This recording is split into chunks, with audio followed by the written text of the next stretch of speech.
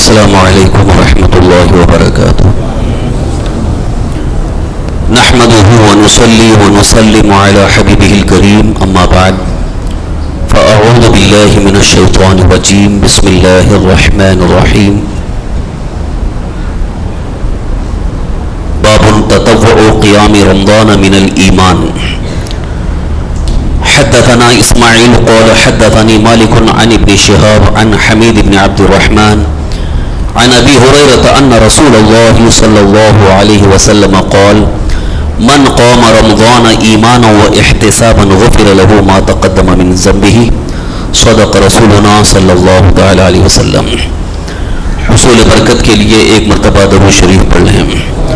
اللهم صل وسلم على سيدنا مولانا محمد معدن الجود والكرم وعلى آله وأصحابه وبارك وسلم صلاة وسلاما عليك يا رسول الله صلاة وسلاما عليك يا حبيب الله۔ آج الحمدللہ 27واں باب شروع ہو رہا ہے۔ بخاری شریف باب نمبر 27، اس کے ماتحت جو حدیث مبارکہ یہاں پر حضرت امام بخاری رحمۃ اللہ علیہ نے ذکر فرمائی، حدیث نمبر 37 ہے۔ اس سے پہلے جو باب گزرا ہے عنوان تھا، ٹائٹل تھا باب الجہاد من الایمان، کیونکہ ایمان کے متعلق شاخوں کا تذکرہ ہو رہا ہے کہ ایمان کی کتنی شاخیں ہیں، ایمان میں کیا کیا چیزیں ہیں، انہی میں سے یہ ذکر ہوا۔ ابھی آج جو ذکر ہو رہا ہے تطوع قیام رمضان من الایمان، رمضان شریف میں قیام کرنا یہ بھی ایمان سے ہے۔ ابھی الحمدللہ رمضان شریف قریب ہے، غالباً ابھی ایام کے اعتبار سے دیکھا جائے تو ٹھیک 1 مہینہ باقی ہے۔ رمضان شریف کی آمد ہر مومن مسلمان کے لیے بڑی خوشی کی بات ہے۔ میں تو سمجھتا ہوں کہ سارے مسلمان اس بات پر بڑی خوشی محسوس کرتے ہیں کہ رمضان شریف آ رہے ہیں، کیونکہ رمضان شریف سارے مہینوں میں یعنی پورے سال میں ایک اتنا پیارا اور اتنا اچھا مہینہ ہے کہ اس میں ہر چیز میں برکت ہو جاتی ہے۔ روزی میں برکت، ہمارے عمل میں برکت، اور ہماری عمر میں برکت، یعنی یہ گویا ماہ برکات ہے، برکتوں کا مہینہ ہے۔ اسی طرح سے ثواب میں بھی برکت ہو جاتی ہے کہ جو اور دوسرے مہینوں میں ہم کو جو نمازوں کا ثواب مل رہا تھا، اس میں 70 گنا زیادہ ثواب ہے۔ تو یہ ثواب کا بڑھ جانا یہ بھی ایک ہمارے لیے بہت بڑی نعمت ہے۔ تو یہاں پر ابھی جو حدیث پاک یہاں حضرت امام بخاری رحمۃ اللہ علیہ نے ذکر فرمائی ہے، اس میں 2 چیزیں خاص طور پر قابل غور ہیں، اس کو سمجھنے کی ضرورت ہے۔ یوں تو رمضان شریف کے فضائل اور رمضان شریف کی برکتیں آپ سن چکے ہیں اور سنتے رہیں گے انشاءاللہ، پھر رمضان شریف میں اس کو تفصیل کے ساتھ بیان بھی کیا جائے گا، چونکہ سیریل وائز جو حدیثیں چل رہی ہیں بخاری شریف کی، تو اس لیے حدیث نمبر کے ساتھ میں نے یہ آپ کے سامنے تلاوت کی ہے۔ حدیث نمبر 37 ہے۔ حضرت امام بخاری رحمۃ اللہ علیہ فرماتے ہیں حدثنا اسماعیل، ہم سے حدیث بیان کی اسماعیل نے، قال حدثني مالک، مجھ سے حدیث بیان کی حضرت مالک نے، عن ابن شہاب، وہ ابن شہاب زہری سے، عن حمید بن عبد الرحمن، وہ حمید بن عبد الرحمن سے، عن ابی ہریرہ، وہ حضرت ابو ہریرہ رضی اللہ عنہ سے، ان رسول اللہ صلی اللہ علیہ وسلم قال، رسول اکرم صلی اللہ علیہ وسلم نے ارشاد فرمایا من قام رمضان ایمانا و احتسابا غفر له ما تقدم من ذنبه۔ رسول اکرم صلی اللہ علیہ وسلم نے ارشاد فرمایا جس نے ایمان کے ساتھ اور طلب ثواب کے لیے رمضان میں قیام کیا، اس کے پچھلے تمام گناہوں کو معاف کر دیا جائے گا۔ یہ رسول پاک صلی اللہ علیہ وسلم کا جو فرمان ہے ایک بڑا ہی عظیم فرمان ہے۔ اس میں یہاں حضور اکرم صلی اللہ علیہ وسلم نے ایک بڑی خاص چیز کی طرف اشارہ فرمایا ہے کہ رمضان شریف میں قیام کا مطلب اس سے پہلے بھی بتایا تھا کھڑے ہونا. تو یہاں کھڑے ہونے سے مراد یعنی نماز کے لیے کھڑے ہونا. جو نماز ہم پڑھ رہے ہیں چاہے فرض ہو, واجب ہو, سنتیں ہوں, مستحبات ہوں اور نوافل ہوں, یہ سب قیام میں آ گئے. تو رمضان شریف میں جو بھی قیام ہے, رمضان شریف کے دن میں ہو, رات میں ہو, جو بھی نمازیں پڑھی جا رہی ہیں وہ ساری نمازیں اس میں داخل ہیں. قیام رمضان شریف کے مہینے میں جو بھی قیام ہے یعنی نمازیں چاہے فرض ہو, واجب ہوں, سنتیں ہوں, نوافل ہوں, یہ سب اسی میں شامل ہیں, اسی میں داخل ہیں. رسول اکرم صلی اللہ علیہ وسلم ارشاد فرماتے ہیں کہ یہ قیام جو ہے ایمان کی حالت میں ہو, قیام رمضان ایمان کی حالت میں ہو, وہ احتساباً ثواب حاصل کرنے کی نیت سے ہو. تو یہ دو چیزیں, جو دو قیدیں یعنی یہاں دو کنڈیشن رکھی ہیں حضور اکرم صلی اللہ علیہ وسلم نے کہ ایسے ہی قیام کی بنیاد پر گناہوں کی بخشش نہیں ہے, بلکہ دو کنڈیشنز ہیں. پہلی کنڈیشن یہ ہے کہ ایمان کی حالت میں ہو. دوسری کنڈیشن یہ ہے کہ وہ جو قیام کر رہا ہے, جو نماز پڑھ رہا ہے, اس کی نیت خالص اللہ کی رضا کے لیے ہو, دکھاوے کے لیے نہ ہو, ریاکاری کے لیے نہ ہو. تو اس سے یہ چیز سامنے آ رہی ہے کہ گویا انسان نماز بھی دوسروں کو دکھاوے کے لیے پڑھ سکتا ہے, دوسروں کو دکھاوے کے لیے پڑھ سکتا ہے, یا دکھاوے کا اس کے اندر خیال پیدا ہو سکتا ہے. تو ان تمام چیزوں کو نکالنے کے لیے حضور صلی اللہ علیہ وسلم نے فرمایا کہ دو شرطیں, ایک تو یہ ہے کہ قیام رمضان ایمان کی حالت میں ہو, دوسری شرط یہ ہے کہ ریاکاری میں نہ ہو, دکھاوے کے لیے نہ ہو, خالص اللہ کی رضا کے لیے ہو. تو اللہ تعالیٰ اس قیام کی برکت سے اس کے سارے گناہوں کو معاف فرما دے گا. اب یہاں پر یہ بات قابل غور ہے کہ اگر کوئی قیام ایمان کی حالت میں نہیں ہے تو اس کا کیا مطلب؟ یعنی اگر کسی کا ایمان ہی نہیں ہے, عقیدہ بگڑ چکا ہے, عقیدہ بدل گیا ہے, یعنی جو ایمانی عقیدے ہیں ان میں سے اس کے خلاف کوئی عقیدہ اپنایا ہے, اب وہ بڑے شوق سے قیام کر رہا ہے, نمازیں پڑھ رہا ہے, تو اس کو کوئی فائدہ نہیں ہوگا, اس کے گناہوں کی بخشش نہیں ہے. اس لیے ضروری ہے کہ ایمان کی حالت میں ہو. تو اس کا صاف مطلب یہ ہے کہ ایمان پر قائم رہنے کے لیے جو عقیدے ضروری ہیں ان عقیدوں پر قائم رہے, ایک بھی عقیدہ ایمان کے خلاف نہ ہو. ایک بھی اگر عقیدہ ایمان کے خلاف ہو جاتا ہے تو سارا ایمان ختم ہو جاتا ہے. کبھی کبھی کچھ لوگ اس طرح سے کہتے ہیں کہ اگر ایمان کے سارے عقیدے 99 اس کے پاس ایمان کے عقیدے ہیں, ایک اگر عقیدہ خلاف ایمان یا کفر کا آ گیا تو کیا فرق پڑتا ہے. کچھ لوگوں کا ذہن ہے, حالانکہ یہ بالکل ہی صحیح نہیں ہے. اگر 99 عقیدے ایمان کے ہیں, ایک عقیدہ اگر ایمان کے خلاف ہو گیا تو اس کا ایمان معتبر نہیں ہوگا. جیسے میں ایک ایگزامپل آپ کے سامنے پیش کر رہا ہوں, ایک مثال دے رہا ہوں. اگر کوئی اللہ کو بھی مانتا ہے, اللہ کو واحد اور یکتا مانتا ہے, کسی کو شریک نہیں کرتا, اللہ تعالیٰ کی ذات و صفات کو سب مانتا ہے, اللہ کے رسول صلی اللہ تعالی وسلم کو بھی مانتا ہے, اللہ کے رسول صلی اللہ تعالی وسلم جو دین لے کر کے اسے بھی مانتا ہے, لیکن یہ کہتا ہے کہ قرآن میں کچھ آیتیں, کچھ پارے الگ سے آئے ہیں, اب بتائیے وہ صاحب ایمان ہوگا؟ وہ شخص مومن نہیں رہے گا. ساری چیزوں کو مان رہا ہے کہ ہم اللہ کو بھی مانتے ہیں, اللہ کے رسول کو مانتے ہیں, قیامت کو مانتے ہیں, آخرت کو مانتے ہیں, اللہ کی کتابوں کو مانتے ہیں, قرآن کے آسمانی کتاب اور اللہ کی کتاب ہونے کو بھی مان رہا ہے.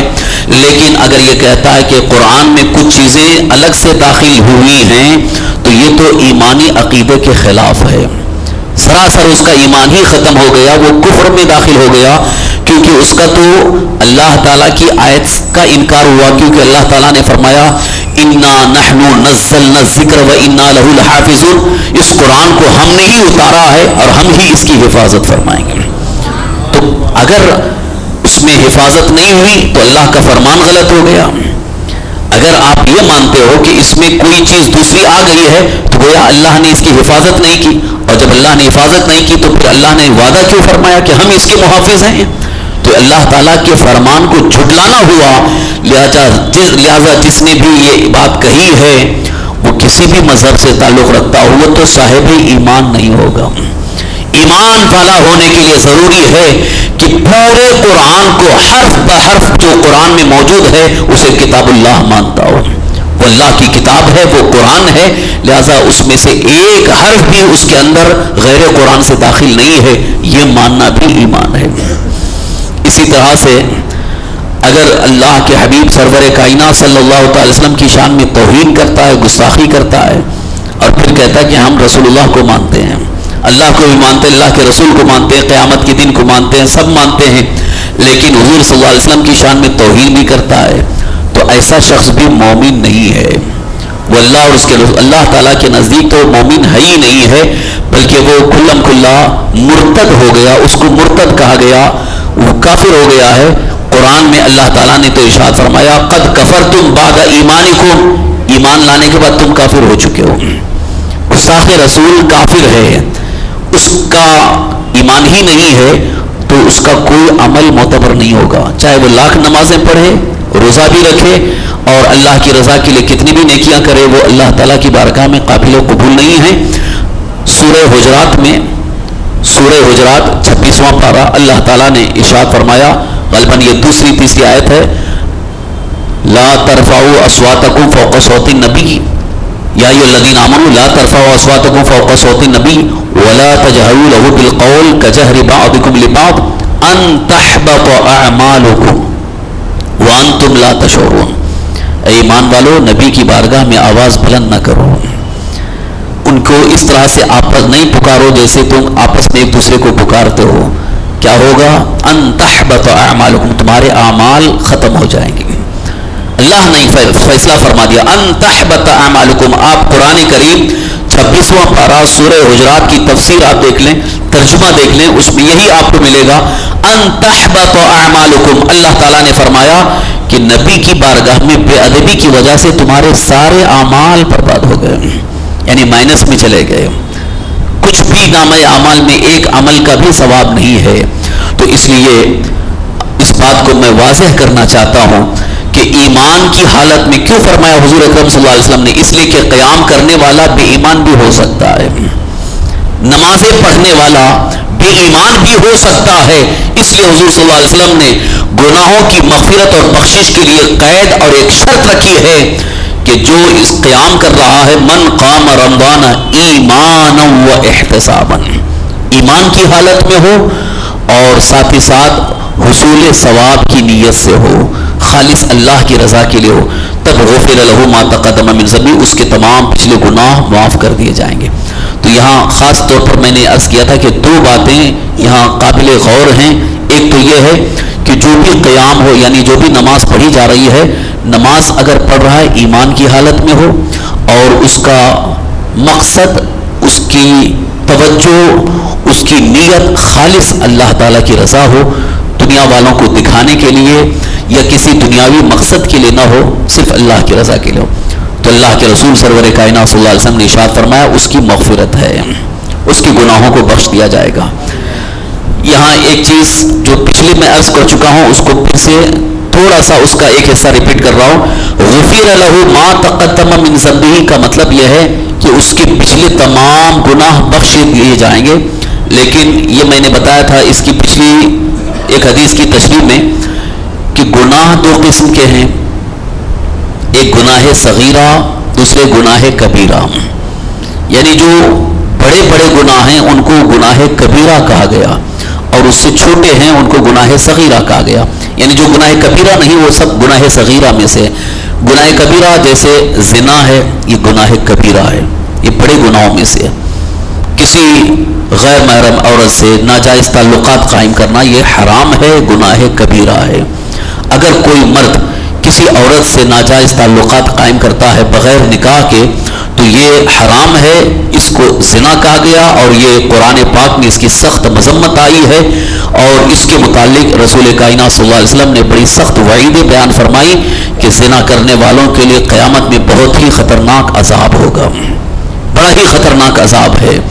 ایک حدیث پاک مجھے یاد آ گئی, عرض کر رہا ہوں سرکار دو عالم صلی اللہ علیہ وسلم جب معراج سے واپس تشریف لا رہے تھے تو آپ کو کچھ مناظر دکھائے گئے، کچھ چیزیں آپ کو دکھائی گئیں جو قیامت میں عذاب ہونے والا ہے، وہ آپ کو بتایا گیا کہ اس طرح سے عذاب ہوگا۔ ان میں سے ایک چیز حضور اکرم صلی اللہ علیہ وسلم نے ارشاد فرمایا، میں نے دیکھا کچھ مرد اور کچھ عورتیں الٹے لٹکائے ہوئے ہیں اور ان کو آگ کی تندور میں اس طرح سے لٹکایا ہوا کہ نیچے سے آگ بھڑک رہی ہے اور وہ جل بھن رہے ہیں، یعنی جیسے کسی مرغ مسلم کو جیسے نیچے سے بہکایا جا رہا ہو اور اس کو بھونا جا رہا ہو، اس طریقے سے ان کو جلایا جا رہا ہے، ان کو سخت سزا دی جا رہی ہے اور وہ چیخ رہے ہیں، تڑپ رہے ہیں، کرا رہے ہیں۔ حضور اکرم صلی اللہ علیہ وسلم نے ارشاد فرمایا، میں نے جبریل سے پوچھا یہ کون لوگ ہیں جن کو عذاب دیا جا رہا ہے؟ تو حضرت جبریل نے عرض کیا، یا رسول اللہ صلی اللہ علیہ وسلم، یہ وہ لوگ ہیں جو زنا میں مبتلا ہوں گے، جو زنا کریں گے ان کو اس طرح کی خطرناک سزا دی جائے گی۔ اور سود کھانے والوں کے بارے میں حضور نے فرمایا کہ میں نے دیکھا ایک بہت ہی خطرناک بدبودار خون اور پیپ کا ایک دریا ہے اور اس میں لوگ ہیں اور وہ باہر نکلنا چاہتے ہیں لیکن کچھ فرشتے ان کو مار کر کے اس میں پھینک دیتے ہیں۔ میں نے پوچھا یہ کون لوگ ہیں اس طرح کا عذاب ان کو دیا جا رہا ہے؟ تو حضرت جبریل نے عرض کیا کہ یہ وہ لوگ ہیں جو دنیا میں سود کھاتے تھے، سود کھانے والوں کو اس طرح کا عذاب دیا جائے گا۔ تو یہ عذابات کیوں ہیں؟ بڑے گناہوں کی وجہ سے بڑے خطرناک عذاب ہیں، اور اس کا ذکر حضور صلی اللہ علیہ وسلم نے فرما دیا ہے، اس لیے شریعت میں ان کو گناہ کبیرہ کہا جاتا ہے، اور جو بھی گناہ کبیرہ ہیں وہ اس وقت تک معاف نہیں ہوں گے جب تک کہ بندہ سچے دل سے توبہ نہ کر لے، سچے دل سے توبہ کرے، اللہ تعالیٰ کی بارگاہ میں عہد کرے، سچا پکا وعدہ کرے کہ آئندہ میں یہ گناہ نہیں کروں گا، تب وہ گناہ کبیرہ معاف ہوتے ہیں۔ صرف نماز پڑھ لینے سے، قیام کر لینے سے گناہ کبیرہ معاف نہیں ہوں گے، بلکہ وہاں گناہ صغیرہ معاف ہوں گے۔ اس پر تمام علماء کا اتفاق ہے کہ گناہ کبیرہ کے لیے توبہ، استغفار اور عہد یہ سخت ضروری ہے، اس کے بغیر گناہ کبیرہ معاف نہیں ہوں گے۔ باقی جو گناہ صغیرہ ہیں، یعنی جو گناہ کبیرہ انسان نے نہیں کیا لیکن کبھی کبھی کچھ ایسی چیزیں جو انسان سے سرزد ہو گئیں، جو اللہ تعالیٰ کو ناپسند ہیں، ان کو گناہ صغیرہ کہا گیا، لیکن وہ نمازوں کی برکت سے وہ خود بخود معاف ہو جاتے ہیں، نماز کے برکت سے، قیام رمضان کی برکت سے وہ معاف ہو جاتے ہیں۔ اسی طرح سے رمضان شریف کے روزے کے بارے میں بھی جو فضیلت آئی ہے کہ اللہ تعالیٰ اس کے سارے گناہوں کو بخش دے گا، یہاں گناہ صغیرہ مراد ہیں، لیکن گناہ کبیرہ کے لیے توبہ استغفار ضروری ہے۔ اسی لیے آپ نے دیکھا کہ عام طور پر جو محفل منعقد ہوتی ہے اس میں ہم توبہ بھی کرتے ہیں، توبہ کرنا ضروری ہے کہ ہر بڑے گناہ سے، چھوٹے بڑے گناہوں سے توبہ کریں، مغفرت طلب کریں۔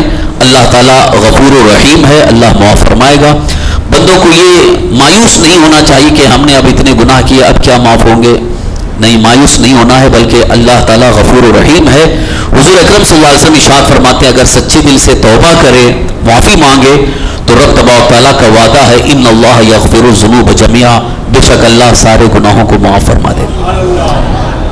سچی توبہ کا ایک بہت بڑا فائدہ یہ ہے، سچی توبہ اگر بندہ مومن اللہ تعالیٰ کی بارگاہ میں سچی توبہ کرتا ہے، یعنی دل میں پکا عہد کرے کہ آئندہ ایسا گناہ کبھی نہیں کروں گا، سچی توبہ اگر اس نے کر لیا تو اللہ تعالیٰ ارشاد فرماتا ہے اولئک یبدل اللہ سیئاتہم حسنات، اس بندے مومن کے گناہوں کو تو بخش دیا جائے گا اور ساتھ ہی ساتھ اللہ تعالیٰ ان گناہوں کو نیکیوں میں تبدیل فرما دے گا۔ اس کے وہ گناہ جو گناہ کیا تھا لیکن اب وہ بخش دیا گیا، معاف بھی کر دیا گیا، اب ان گناہوں کو نیکیوں میں بدل دیا جائے گا، اس کے نامہ اعمال میں اتنی نیکیاں لکھ دی جائیں گی۔ اس لیے حکم ہے کہ توبۃ نصوحہ کرو، یعنی سچی توبہ کرو کہ اگر ہم سے جانے انجانے بہت سارے گناہ ہو گئے تو ان سے ہم معافی مانگے، توبہ استغفار کریں اور اللہ کی بارگاہ میں صدق دل سے، سچے دل سے توبہ کریں تو انشاءاللہ گناہ بھی معاف ہوں گے اور گناہوں کو نیکیوں میں تبدیل کر دیا جائے گا۔ اسی مقصد کی خاطر الحمدللہ یہاں پر ہم نے جو ہر جمعرات کو ایک درس روحانی کے نام سے قائم کیا، مقصد یہی ہے کہ ہم اپنے گناہوں سے توبہ کریں، گناہوں سے توبہ کریں، استغفار پڑھیں اور ساتھ ہی ساتھ اپنے دل میں جو گناہوں کا زنگ لگا ہوا ہے اسے دور کرنے کی کوشش کریں، کیونکہ جب دل پر گناہوں کا زنگ لگتا ہے. حدیث پاک کی روشنی میں حضور صلی اللہ علیہ وسلم نے ارشاد فرمایا جب بندہ ایک گناہ کرتا ہے تو اس کے دل پہ کالا دھبا بیٹھ جاتا ہے, کالا دھبا بیٹھتا ہے. اگر وہ توبہ نہیں کرتا ہے تو پھر دوسرا گناہ کیا تو پھر دوسرا دھبا بیٹھتا ہے. تو اس طرح سے وہ کالا دھبا, کالے دھبے بیٹھتے بیٹھتے پورا دل کالا ہو جاتا ہے, دل سیاہ ہو جاتا ہے. تو حضور صلی اللہ علیہ وسلم فرماتے ہیں کہ جس کا دل سیاہ ہو جائے, کالا ہو جائے, تو پھر اسے نیکیوں کا شوق نہیں ہوگا بلکہ گناہوں کا ہی شوق ہوگا.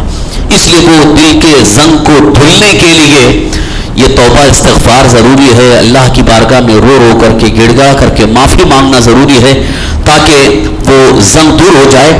اور جس کا دل نورانی ہو جاتا ہے, یعنی صاف شفاف ستھرا ہو جاتا ہے, اس کو اندر سے ایک سکون ملتا ہے, اندر سے اس کو ایک سکون ملتا ہے. حقیقت یہی ہے کہ آج جتنا بھی ٹینشن جو پھیلا ہوا ہے دنیا میں, اس کی ایک بہت بڑی وجہ ہے کہ گناہوں سے دل لبریز ہو گیا ہے. دل پر گناہوں کے دھبے پڑے ہوئے ہیں, اور جب تک وہ دھل نہیں پائیں گے اس وقت تک ہم کو اندر سے سکون نہیں ملے گا. چاہے لاکھ نیند کی گولیاں کھاتے رہو, وقتی طور پر نیند آ جائے گی, لیکن پھر اٹھے پھر وہی ٹینشن, پھر وہی غموں کا پہاڑ, پھر وہی اسٹریس جس کی وجہ سے انسان مایوس ہو کر کے خودکشی کرتا ہے. اللہ کے رسول صلی اللہ علیہ وسلم نے ارشاد فرمایا اپنا دل صاف ستھرا کر لو, پھر تمہیں اتنا اطمینان ملے گا کہ کبھی تمہیں کوئی ٹینشن کوئی غم نہیں ستائے گا. اسی لیے اولیاء اللہ کی تعریف ہی یہی ہے, ان کو کوئی غم ہی نہیں ہوتا ہے. اولیاء اللہ کی تعریف ہی یہی ہے, ان کو کوئی غم ہی نہیں ہوتا ہے. قرآن میں اللہ نے فرمایا الا ان اولیاء اللہ لا خوف علیہم ولا هم یحزنون, خبردار اللہ کے ولیوں کو نہ کوئی ڈر خوف ہے نہ کوئی غم ہے, ان کو غم ہی نہیں.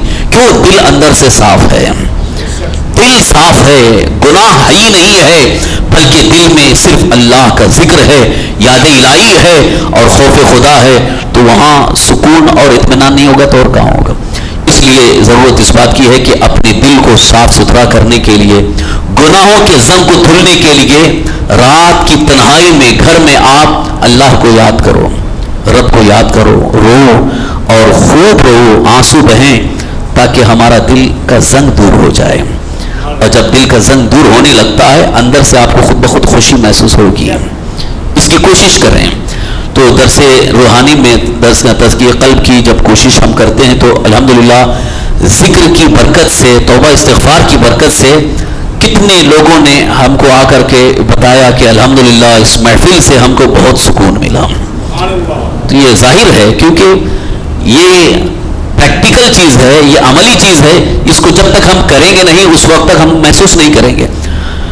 دوسری بات یہ ہے کہ دنیا ایک ایسی چیز ہے, دنیا ایک ایسی چیز ہے کہ اس دنیا میں جو بھی انسان زیادہ جتنا دنیا میں گھلتا ہے اتنا ہی وہ گناہوں سے لبریز ہوتا ہے, گناہوں سے بھر جاتا ہے. کیونکہ دنیا میں ہے کیا چیز ہے, خواہشات ہیں, خواہشات ہیں, اور جتنی خواہشات کی ہم تکمیل کرنا چاہتے ہیں, جتنی خواہشات پوری کرنا چاہتے ہیں, اس میں اکثر تو ناجائز و حرام خواہشات ہیں. اور جہاں جہاں حرام خواہشات پوری ہوتی ہیں اچھا تو لگتا ہے بظاہر, لیکن اس کا زخم جو ہے وہ اتنا گہرا ہونے لگتا ہے کہ پھر ایک وقت ایسا آ جاتا ہے کہ ہم بہت زیادہ ٹینشن میں آ جاتے ہیں. شروع میں اچھا لگتا ہے, گناہ انسان کرتا ہے تو گناہ کی لذت انسان کو اچھی لگتی ہے, لیکن بعد میں اس کا جو انجام ہے وہ بڑا خراب ہوتا ہے. اس کی ایک مثال ایسی ہے جیسے اگر کہیں کھجلی ہو بدن میں تو انسان جب کھجلاتا ہے تو اس کو اچھا لگتا ہے, کھجلاتا ہے تو اچھا لگتا ہے, لیکن جب زیادہ کھجلانے لگتا ہے تو وہی زخم بن جاتا ہے. تو یہ گناہ کا یہی حال ہے کہ بظاہر انسان جب گناہ کرنے لگتا ہے تو اسے اچھا لگتا ہے, لذت مل رہی ہے, کیونکہ اندر سے شیطان بولتا ہے بڑا اچھا ہے, بڑا مزہ آ رہا ہے, کر لیں. لیکن جب وہی کرتے کرتے جب بہت زیادہ ہو جاتا ہے تو وہ زخم ناسور بن جاتا ہے, اور جب ناسور بن جاتا ہے تو کوئی اس کا علاج نہیں ہے سوائے توبہ استغفار کے. اللہ کی بارگاہ سے جب تک مغفرت کا پروانہ نہ ملے اس وقت تک اس کا کوئی دل کا علاج ہی نہیں ہوگا. دنیا کے کسی ڈاکٹر نے اس کا کوئی علاج آج تک تلاش ہی نہیں کیا ہے. آپ کو یہ بات سن کر کے حیرت ہوگی, انگلینڈ, امریکہ, کینیڈا وغیرہ جو بہت زیادہ ترقی یافتہ ممالک ہیں وہاں آج بھی بہت سارے لوگ, انگلینڈ میں ایک ساتھی نے بتایا کہ ایک دریا ہے, حالانکہ لوگ وہاں سکون کے لیے جاتے ہیں, ایک دریا ہے، اس کا ایک کنارہ ہے، ساحل ہے، سمندر ہے، وہاں پر بہت خوبصورت چیزیں بنی ہوئی ہیں. لوگ ایک دم سناٹا سکون حاصل کرنے کے لیے کچھ لوگ دور دور سے سفر کر کے جاتے ہیں، لیکن اسی جگہ پر رات کے وقت کچھ لوگ آتے ہیں، آ کے خوب زور زور سے روتے ہیں. پوچھا گیا کہ یہ کیوں روتے ہیں؟ بولے یہ دنیا سے بیزار ہو کر یہاں آ کر کے روتے ہیں، یہاں آ کر کے روتے ہیں. اور کتنے تو آ کے خودکشی کرتے ہیں. باقاعدہ وہاں پر خودکشی کرنے کے، سوسائڈ کرنے کے آلات اور سامان بنائے گئے ہیں کہ آؤ بیٹھو خودکشی کر لو. تو یہ ہے خودکشی پر انسان آبادہ ہے. لیکن الحمدللہ ہمارا مذہب اسلام ہمیں اتنی اچھی تعلیم دیتا ہے کہ خودکشی کی ضرورت نہیں ہے. آؤ اللہ کے ذکر سے اپنے دل کو صاف کر لو، خود بخود تمہیں خوشیاں مل جائیں گی. دنیا کو آج ضرورت ہے سکون کی، سکون کی تلاش میں دنیا ہے. اس لیے کہ بڑی بڑی ترقی کرنے والے انہوں نے سکون کا کوئی علاج تلاش نہیں کیا ہے. یہ واحد مذہب اسلام ہے جس نے آپ کو سکون کا اتنا بہتر ذریعہ عطا فرمایا کہ حضور اکرم صلی اللہ علیہ وسلم ارشاد فرماتے ہیں سچے دل سے توبہ کر لو، استغفار کرو اور عہد کرو کہ گناہ نہیں کریں گے، پھر اللہ کی بارگاہ میں کھڑے ہو جاؤ. اتنا سکون ملے گا کہ دنیا کا کوئی غم تمہیں ستاتا نظر نہیں آئے گا. یہی وجہ ہے کہ صحابہ کرام میں سے اکثر خاص طور پر مولا کائنات حضرت علی مرتضیٰ رضی اللہ تعالیٰ عنہ کا حال یہ تھا کہ نماز کی حالت میں کھڑے ہوتے تھے تو آپ دنیا کو بھول جاتے تھے. صحابہ کا اکثر حال یہی تھا. آپ کے قدم میں، پیر میں ایک تیر لگا ہوا تھا، کسی جنگ میں دشمن کی طرف سے تیر لگا ہوا تھا. تو بڑے بڑے حکیم پریشان ہو گئے کہ کیسے نکالیں. تو کسی نے کہا کہ جب آپ نماز میں کھڑے ہوں تو اس وقت تیر نکال لیا جائے. حضرت مولا کائنات علی مرتضیٰ کرم اللہ تعالی وجہ کریم نماز میں کھڑے ہیں، تیر نکال لیا گیا اور آپ کو پتہ بھی نہیں چلا. غم کا علاج نماز میں ہے، تکلیف کا علاج نماز میں ہے، ٹینشن کا علاج نماز میں ہے. یہ صحابہ کرام کی زندگی سے ہمیں سبق ملتا ہے. لیکن آج لوگ الٹا سمجھ بیٹھے ہیں، نماز کے لیے جائیں گے تو ٹینشن ہوگا، ارے نماز کے لیے جانا ہے، ارے ٹینشن ہے، یہاں کون سنبھالے گا. حقیقت یہی ہے کہ دل جب صاف ستھرا ہوتا ہے تو خود بخود دل کھینچتا ہے نماز کی طرف، دل خود بخود کھینچتا ہے. جتنے بھی پرانے نمازی ہیں جن کا دل صاف ستھرا ہو گیا ہو ان کا آپ حال دل پوچھئے، جب تک وہ نماز نہیں پڑھ لیتے ہیں ان کو سکون نہیں ملتا ہے. اگر رات کا آخری حصہ بھی ہو رہا ہے، یعنی اگر دیر ہو گئی عشاء کی نماز نہیں بھی پڑھے تو دل یہ کہتا ہے پہلے نماز پڑھ لو اس کے بعد سوئیں گے. کیوں؟ دل کھینچتا ہے اللہ کے ذکر اور قیام کی طرف. اس لیے پہلی چیز یہ بات یاد رکھیں کہ دل کو صاف ستھرا کرنے کی کوشش کریں. اور یہ دل صاف ستھرا کیسے ہوگا؟ طلب مغفرت سے. اللہ کی بارگاہ میں سچے دل سے توبہ کرو، استغفار اور خوب رو رو کر کے اللہ کی بارگاہ میں معافی مانگو کہ جو بھی ہم سے گناہ ہوئے ہیں اے اللہ ہم سچے دل سے توبہ کرتے ہیں. پھر اس کے بعد اس گناہ کی طرف بڑھنا ہی نہیں ہے، نگاہ ہی نہیں ڈالنا ہے. ایک بار بندہ مومن توبہ کر لے اس کی طرف دوبارہ اس کی جانے کا خیال بھی نہ آئے. حضرت حذیفہ ابن یمان رضی اللہ عنہ صحابی رسول، ایمان لانے سے پہلے ان کی زندگی بڑی رنگیلیوں میں گزرتی تھی، بڑے شوقین مزاج تھے. تو ایمان لانے سے پہلے کی ان کی کیفیت یہ تھی کہ جس راستے سے گزرتے تھے وہاں کوئی ایک خاتون، ایک عورت تھی، اس پر وہ فریفتہ تھے، عاشق ہو گئے تھے. لیکن ادھر ایمان لانے کے بعد چونکہ انہوں نے توبہ کر لیا حضور کی بارگاہ میں آ کر اور عرض بھی کیا تو حضور اکرم صلی اللہ علیہ وسلم نے ارشاد فرمایا اللہ نے تمہارے سارے گناہ معاف کر دیے. حضور اکرم صلی اللہ علیہ وسلم نے ان کے سینے پہ ہاتھ رکھا، کہا کہ اب تمہارے دل میں کبھی خیال ہی نہیں آئے گا. اب وہ حضرت حذیفہ ابن یمان کا حال یہ ہے کہ جس عورت کو دیکھنے کے لیے ادھر سے گزرتے تھے راستہ آپ نے بدل دیا. تو وہ عورت کہلا بھیجی کہ حذیفہ تو ہمارے شوق میں آتے تھے، عاشق تھے، لیکن کیسے یہ بدل گئے؟ لوگوں نے بتایا کہ اب وہ کسی اور کے عاشق ہو گئے ہیں، وہ محبوب خدا کے عاشق ہو گئے ہیں، اللہ کے رسول صلی اللہ علیہ وسلم کے عاشق ہو گئے ہیں. تو ایک مومن کو تو یہ ہونا چاہیے کہ اس کی نظر میں دنیا کا حسن نہیں بلکہ حسن مصطفیٰ نگاہوں میں سما جائے. تو آج وہ نوجوان جو صرف اور صرف حسن میں مبتلا ہو کر بڑے بڑے گناہوں میں پھنس رہے ہیں، بڑے بڑے گناہوں کی طرف جا رہے ہیں، ان سے میں گزارش کروں گا کہ یہ دنیا کا حسن کچھ نہیں ہے. حقیقت میں اگر حسن ہے تو وہ حسن مصطفیٰ ہے. اللہ کے رسول صلی اللہ تعالی وسلم کا عشق اور محبت رسول دل میں بٹھا لو، انشاءاللہ دنیا کے کسی حسن کی طرف توجہ ہی نہیں ہوگی، اور ادھر جب توجہ نہیں ہوگی تو بڑے گناہ سے محفوظ رہیں گے، بڑے گناہ سے محفوظ رہیں گے۔ تو توبہ استغفار کر کے بڑے گناہوں سے بچنے کی ہمیشہ کوشش کریں۔ خاص طور پر آج یہ زنا اور دواعی زنا یعنی زنا کی طرف لے جانے والی بہت ساری آج عادتیں، حرکتیں، معاملات پھیلے ہوئے ہیں، ان سے ہم اپنے آپ کو بچانے کی کوشش کریں، دل ہمارا محفوظ ہو جائے۔ تو یہاں سرکار دو عالم صلی اللہ تعالی وسلم کے اس فرمان عالی شان سے ہمیں ایک اہم سبق ملا، خاص طور پر رمضان شریف میں قیام یہ گناہوں کی مغفرت کا ایک سبب بھی ہے۔ تو اس کے لیے کنڈیشن ہے، اس کے لیے دو اہم شرطیں ہیں کہ ایمان کی حالت میں ہو اور طلب ثواب کے لیے، یعنی خالص اللہ کی رضا کے لیے۔ اب ایک آخری بات عرض کر رہا ہوں، اس کو بھی ذہن میں رکھیں، اللہ کی رضا کے لیے، اس کو کہتے ہیں اخلاص۔ اپنے درس روحانی میں نے یہ بھی بتایا تھا کہ جو بھی عبادت ہم کر رہے ہیں، جو اللہ کا ذکر بھی اگر کر رہے ہیں، نماز، روزہ، ویسے روزے میں تو الحمدہ ہوتا ہی ہے، تو نماز خاص طور پر خالص اللہ کی رضا کے لیے ہو تو یہ اخلاص اس کو کہتے ہیں۔ اخلاص اتنی بڑی طاقت ہے، اتنی بڑی طاقت ہے کہ پھر شیطان اسے کبھی زیر نہیں کر سکتا، شیطان کبھی اسے بہکا نہیں سکتا ہے۔ اخلاص اگر پیدا ہو جائے، اخلاص کہتے ہیں جس میں نام و نمود، دکھاوا، عزت، شہرت کا کبھی خیال بھی نہ آئے۔ شاید یہ چیز آپ محسوس کریں گے کہ کبھی کبھی ہم یہ سوچتے ہیں کہ یار ہم کچھ ایسا کام کریں کہ لوگوں میں ہمارا چرچا ہو، لوگوں میں ہمارا نام ہو، اس کے لیے ہم کچھ کام کرتے ہیں۔ آج تو نیتاؤں کا تو حال یہی ہے کہ بڑے بڑے پوسٹر لگاتے ہیں، بینر لگاتے ہیں تاکہ ہمارا نام ہو، لوگ ہمارا نام ہم کو جانیں۔ تو یہ ایک دنیاوی خیال ہے۔ یہاں ایمان کی حالت میں احتساباً جو حضور فرما رہے ہیں، وہاں ایک خاص توجہ دلائی جا رہی ہے، یہ خیال بھی نہ آئے کہ لوگوں میں ہمارا چرچا ہو، لوگوں میں ہمارا تذکرہ ہو، لوگ ہماری تعریف کریں یا لوگ ہماری عزت کریں، یہ خیال بھی نہ آئے، بلکہ اپنے آپ کو فنا کرو، اپنے آپ کو فنا کرو۔ اسی لیے کہا ہے شاعر نے،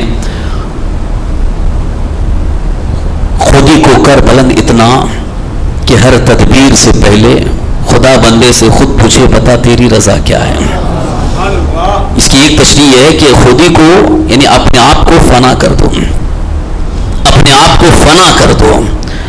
پھر جب اپنے آپ کو جب فنا کر دیں گے، اللہ کے لیے ہی اپنا سب کچھ ہوگا، یعنی اپنا ہر عمل، اپنی ہر حرکت، اپنی زندگی کے شب و روز سب اللہ کی رضا کے لیے ہو جائیں، تو پھر اللہ تبارک تعالیٰ اس بندے مومن کے لیے اسباب خود بخود پیدا فرما دیتا ہے۔ پھر اس بندے کو کسی کی ضرورت نہیں ہوتی ہے، اللہ تعالیٰ اس کو بنیاز کر دیتا ہے۔ تو اس لیے اخلاص کی دولت ایک بہت بڑی دولت ہے، اور جتنا اخلاص ہوگا اتنے ہی عمل کے اندر تاثیر بھی ہوگی، برکت ہوگی، اور اس عمل کے اندر قبولیت کا ایک ایسا جوہر پیدا ہوگا کہ پھر آپ زندگی میں بھی محسوس کریں گے کہ واقعی ہم نے جو عمل کیا ہے وہ اللہ کی بارگاہ میں قبول ہے۔ عمل کی قبولیت کے لیے ایمان کے ساتھ ساتھ اخلاص بہت ضروری ہے، اور جب تک اخلاص نہیں ہوگا اس وقت تک کوئی عمل قابل قبول نہیں۔ میں نے وہ حدیث بھی آپ کے سامنے بیان کی تھی کہ رسول اکرم صلی اللہ تعالی وسلم نے 3 شخصوں کے بارے میں فرمایا، 3 شخصوں کے بارے میں، بس ان میں سے ایک کا ذکر کر رہا ہوں کہ قیامت کے دن ایک ایسا شخص لایا جائے گا اللہ کی بارگاہ میں کہ جو بہترین قاری قرآن ہوگا، بہترین قاری قرآن ہوگا۔ اللہ رب العزت اس سے ارشاد فرمائے گا، میں نے تجھے بہت اچھی آواز عطا کی، تو نے میرے لیے کیا کیا؟ تو وہ بندہ کہے گا کہ اے اللہ، میں نے تیرے لیے بہترین انداز میں قرآن کی تلاوت کی، قرأت قرآن کی۔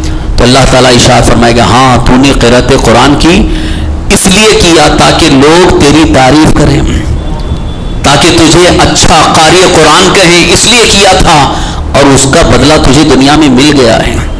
اب یہاں تیرا کوئی حصہ نہیں ہے، فرشتوں کو حکم ہوگا اس کو منہ کے بل گھسیٹتے ہوئے جہنم میں لے جا کر کے ڈال دیں۔ اللہ کے رسول سرور کائنات صلی اللہ علیہ وسلم یہ حدیث بیان فرماتے ہوئے ارشاد فرما رہے ہیں کہ بظاہر قرآن کریم کی تلاوت کرنے والا، قرأت کرنے والا ایک بہترین قاری قرآن، لیکن اس کی نیت میں اگر یہ آ گیا کہ لوگ میری تعریف کریں، لوگ مجھے اچھا قاری کہیں، میری قرأت کی تعریف ہو، تو پھر گیا اس کا سارا یہ عمل برباد ہو گیا۔ حضور فرماتے ہیں کہ اس کا کوئی ثواب نہیں بلکہ الٹا اسے جہنم میں لے جایا جائے گا۔ تو اسی طرح سے سخی کے بارے میں فرمایا، شہید کے بارے میں فرمایا کہ اگر اخلاص نہیں ہے تو اس عمل کا ثواب نہیں ہے۔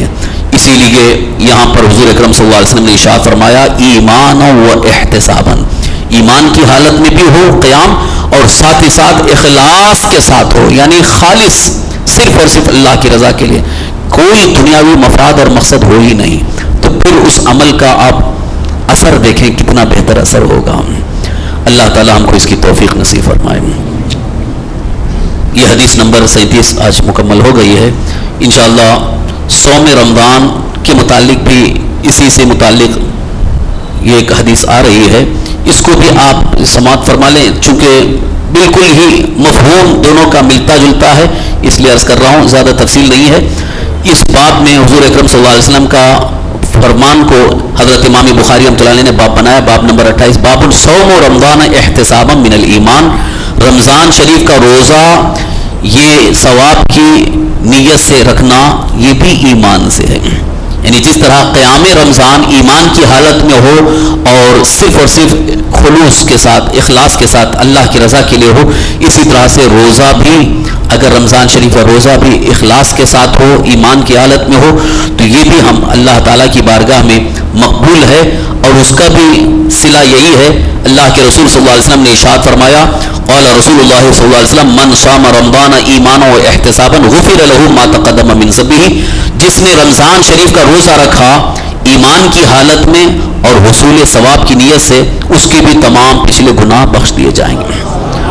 تو قیام اور صوم یعنی نماز اور روزہ یہ رمضان شریف کے مہینے میں یہ باعث حصول ثواب بھی ہے، اور ساتھ ہی ساتھ گناہوں کی مغفرت اور گناہوں کی بخشش کا ذریعہ بھی ہے، لیکن شرط یہ ہے کہ ایمان کی حالت میں ہو اور ساتھ ہی ساتھ اخلاص کے ساتھ ہو۔ بات سمجھ میں آ گئی ہوگی، لہذا اس پر عمل کرنے کی کوشش کریں۔ خاص طور پر جتنے بھی اعمال ہمارے ہیں ان میں اخلاص ضروری ہے، بغیر اخلاص کے کوئی عمل قابل قبول نہیں ہے۔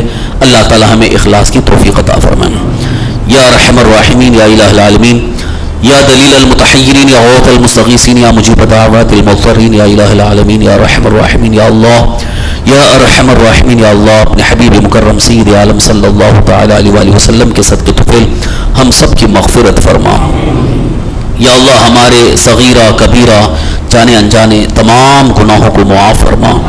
یا اللہ، ہم ہر گناہ سے تیری بارگاہ میں سچی توبہ کرتے ہیں، مولا ہماری توبہ قبول فرما۔ یا اللہ، ہمارے سارے گناہوں کو بخش دے۔ یا الہ العالمین، یا رحم الراحمین، ہر گناہ ہر برائی سے ہمیں محفوظ فرما، شیطان کے مکر و فریب سے محفوظ فرما، شریعت مطہرہ کے احکام پر عمل کی توفیق عطا فرما، اخلاص کے ساتھ ہر عمل خیر کی ہمیں توفیق نصیب فرما۔ یا الہ العالمین، یا رحم الراحمین، یا اللہ، یا رحم الراحمین، یا اللہ، اپنے حبیب صلی اللہ تعالی علیہ وسلم کے صدقے طفیل اپنے خصوصی فضل و کرم سے تمام بیماریوں سے ہمیں محفوظ فرما، ہر قسم کی آفت و بلا اور وبا سے ہماری حفاظت فرما۔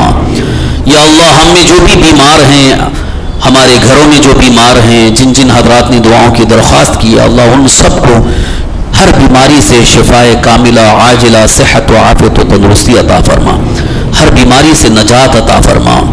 یا الہ العالمین، یا رحم الراحمین، یا اللہ، ہم میں جو بھی پریشان حال ہیں، پریشانیوں سے جوجھ رہے ہیں، یا اللہ ان کی ساری پریشانیاں دور فرما۔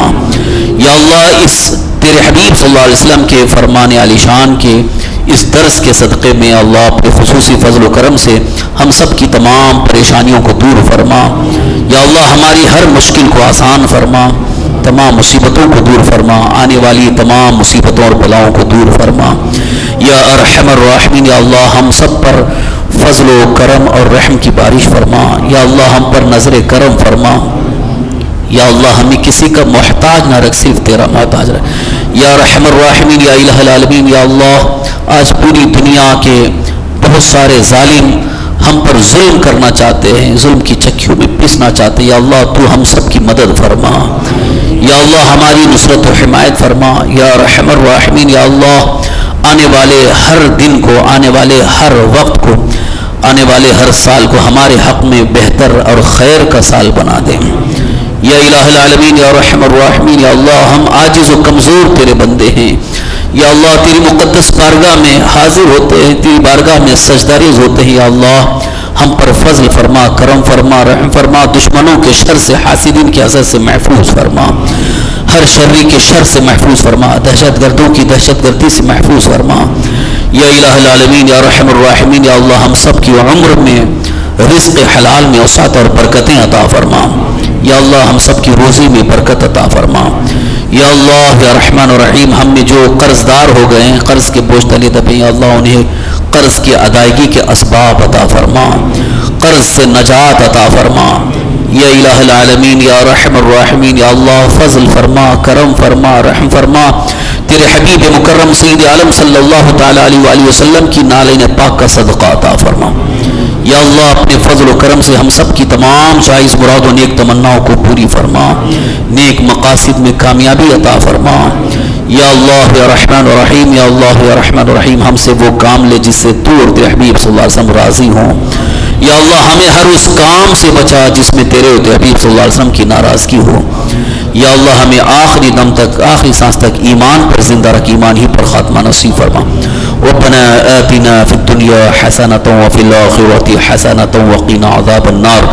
ربنا تقبل منا انك انت السميع العليم وتب علينا انك انت التواب الرحيم۔